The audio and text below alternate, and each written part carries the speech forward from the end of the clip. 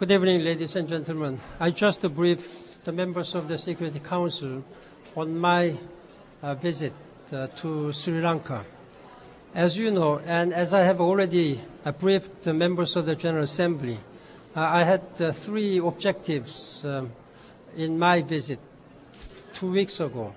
First and foremost, to provide all necessary humanitarian assistance to more than 300,000 displaced persons, and also urging Sri Lankan government to allow unimpeded access by the international humanitarian workers, including the United Nations agencies. I am told by the Sri Lankan government that the situation has improved since my visit, and the restrictions have been eased. Secondly, to help those displaced persons and Sri Lanka resettle them to their original home provinces, and including the demining activities. And thirdly, more fundamentally, to help Sri Lankan government to reach out to minority authorities, including Tamil and the Muslims. This will be much more important in a longer term. And also I'd like to ask the Sri Lankan government to recognize the international call for accountability and full transparency. And whenever and wherever there are credible allegations for the violations of international humanitarian law, there should be proper investigation. And again, I would like to take this opportunity to warn against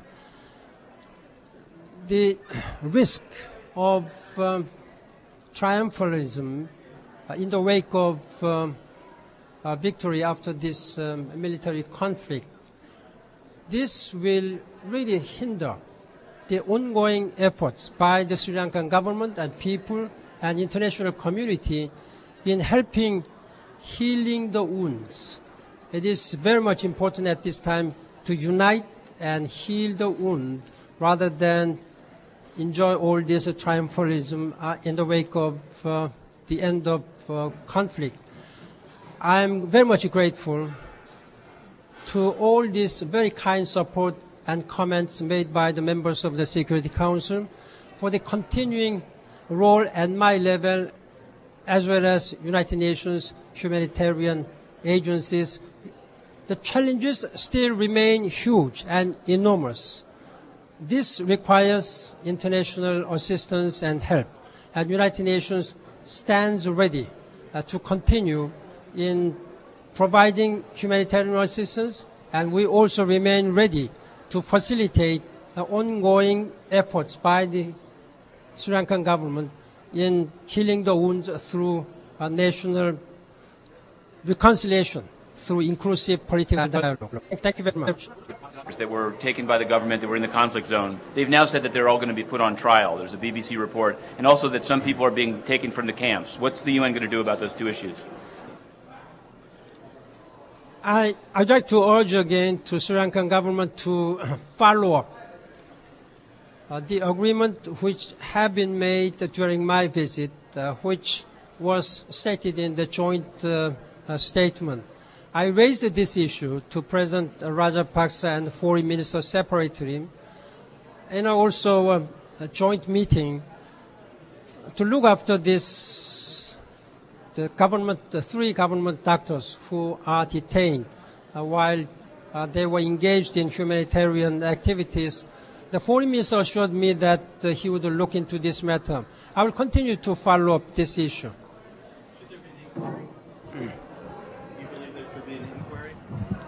Now, it is crucially important that the Sri Lankan government follow up on all the promises they have made.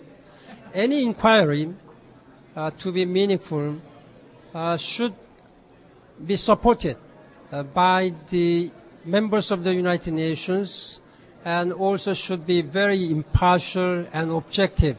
And we will, I have been urging this matter to Sri Lankan President.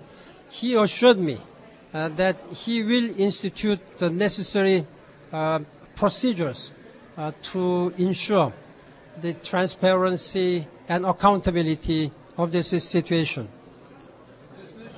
Mr. Secretary General, does this show a level of impotence on the United Nations' part that you are continually going to the Sri Lankan government as a petitioner?